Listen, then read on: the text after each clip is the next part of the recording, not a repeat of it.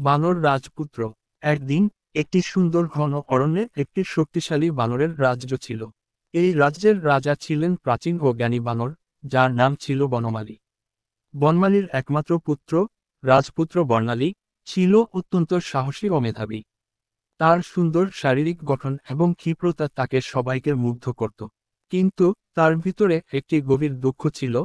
তার পিতা বনমালী খুব শীঘ্রই বৃদ্ধ হয়ে যাচ্ছিলেন এবং রাজ্যের উত্তরাধিকারী হিসেবে রাজপুত্রের দায়িত্ব নিতে হবে। কিন্তু রাজপুত্র তার ভবিষ্যৎ নিয়ে সন্দিহান ছিল। একদিন রাজ্যের এক দুর্গম পাহাড়ে অদ্ভুত কিছু ঘটতে শুরু করল।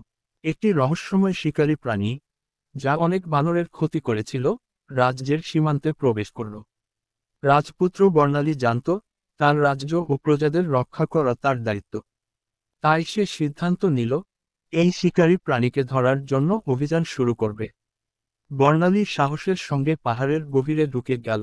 পথে সে তার বানর বন্ধুদের সাহায্য নিল। তারা একসাথে কঠিন চড়াই উতরাই পার করে অবশেষে তারা শিকারী প্রাণীকে পেয়েছিল। এটি ছিল একটি বিপজ্জনক সাপ, যার বিষে পুরো অরণ্য মরে যেতে পারত। রাজপুত্র বর্ণালী বুঝতে পারল, এই সাপের মারে শুধু তার রাজ্য নয়, গোটা অরণ্য বিপদের মুখে পড়বে।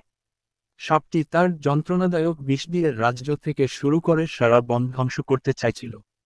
বর্ণালী আর তার বন্ধুদের দৃষ্টিতে পরিষ্কার হয়ে গেল, এটি শুধু শক্তির পরীক্ষার বিষয় নয়, বরং বুদ্ধিরও পরীক্ষার বিষয়। সে সাপটিকে মেরে ফেলল না, বরং শান্তভাবে তাকে বোঝানোর চেষ্টা করল যে অরণ্যের মধ্যে শান্তি ও শান্তিপূর্ণ সহাবস্থানই সবার জন্য ভালো। সাপটি তার বুদ্ধিমত্তা এবং দয়া দেখে তার বিষ ছেড়ে দিল এবং রাজ্য ছাড়ল।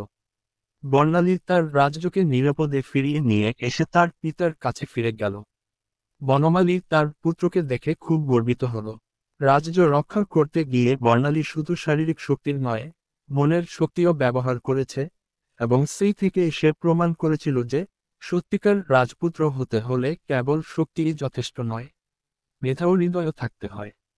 বর্ণালী এরপর রাজ্যের নতুন রাজা হয়ে শান্তি এবং সুস্থতা প্রতিষ্ঠা করল, এবং তার রাজ্য ছিল সুখী ও সমৃদ্ধ।